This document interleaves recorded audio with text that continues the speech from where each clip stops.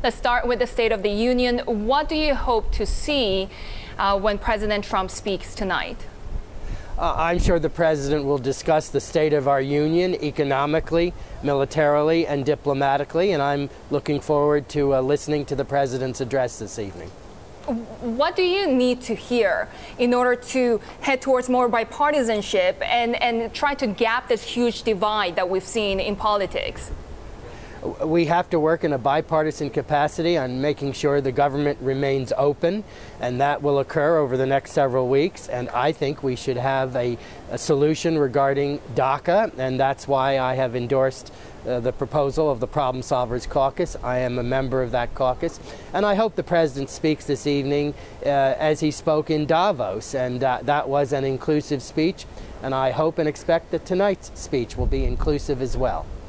So, Congressman, yesterday we heard the president in impromptu remarks say that he knows he has to reach across the aisle. He needs some Democrats to go along in the immigration issue. Has the administration reached out to you on your proposed solution? Do you have any reason to believe they might be moving toward your approach? I am hopeful that that's the case, but we'll know more based upon what the president says tonight.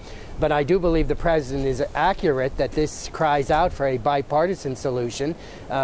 Moving from the middle out, I think the best policy in this administration and in this government, including those of us who serve here in the legislative branch on Capitol Hill, is to work in a bipartisan capacity. As you know so well, Congressman, this is the issue that may shut the government down again. You said you don't think that will happen. How critical is the president's leadership here? And as a result, does it mean if it does shut down, it's really sort of his fault? I don't think that it was the president's fault when the government was shut down a little more than a week ago. I frankly don't want to cast blame because I want to move forward in a bipartisan capacity.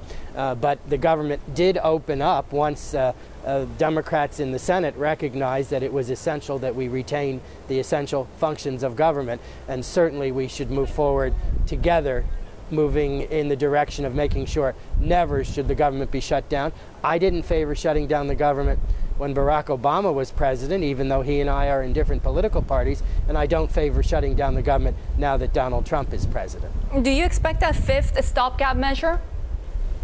I hope that we can have a measure moving forward in its entirety, but we will see, and perhaps there'll be another continuing resolution. But, Sherry, the House of Representatives has passed all 12 appropriations bills and did so before the beginning of the new fiscal year on October 1st, and I think that's a blueprint from which we can move forward. Moving forward will be a key issue when it comes to the midterm elections in November and how every candidate does. We've just heard from your Republican colleague from New Jersey, Representative Rodney Frelinghuysen, that he's announced he's retiring. You voted against the tax cuts because you know that it will hurt your constituents. Do you believe your constituents can differentiate you from the GOP and President Trump? And are you planning to run in the 2018 elections?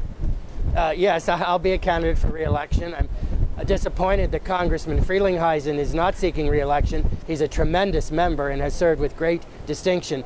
I represent a district that is highly educated and sophisticated, and I will be judged based upon my record here on Capitol Hill. And I am confident that my views are the views of the overwhelming majority of the residents of the district I have the honor of serving.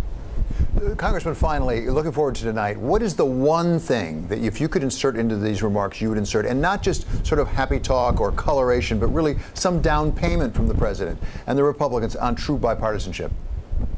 True bipartisanship means that we have to fund the government for the remainder of the fiscal year, and I want to hear from the President of the United States that he intends to work with leaders on both the House and the Senate, both Republicans and Democrats, on this issue, and I think this provides him with an opportunity to do so, and I would urge my Democratic colleagues to come to the table in the spirit of bipartisan cooperation.